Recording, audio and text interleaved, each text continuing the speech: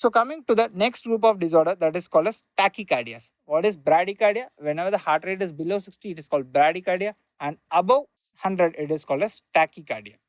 And before discussing tachycardia, there is a term called as sinus arrhythmia. What is this sinus arrhythmia?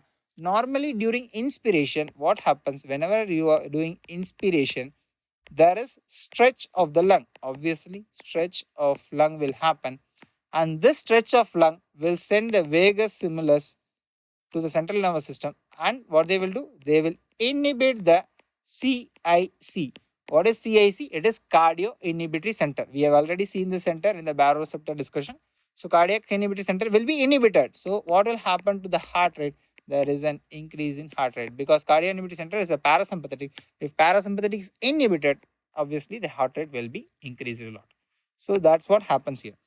Then tachycardia, in the atrial side, it is further divided into atrial tachycardia, flutter, and fibrillation. Third one here is atrial fibrillation. So these are the different grades of atrial tachycardias. So first coming to tachycardia, whenever the beat is increasing up to 220, whenever it goes up to 220 beats per minute, then we call it as atrial tachycardia. The atrial flutter, the beats is around 220 to around 350 beats per minute. And atrial flutter, there is one classical pattern. All of you might have heard this. What is this appearance? It is appearing as if a cutter is having a sawtooth. So this appearance is called as sawtooth appearance, and this is classically seen in atrial flutter, sawtooth appearance.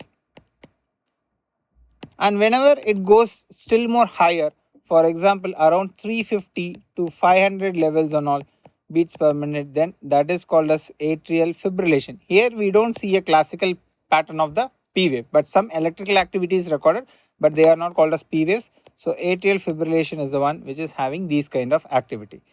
Now whenever tachycardia happens in the ventricle, the QRS complex is going to be elevated because it is the one which is producing the ventricular tachycardia. So this QRS complex, whenever it is elevated, it is called as ventricular tachycardia.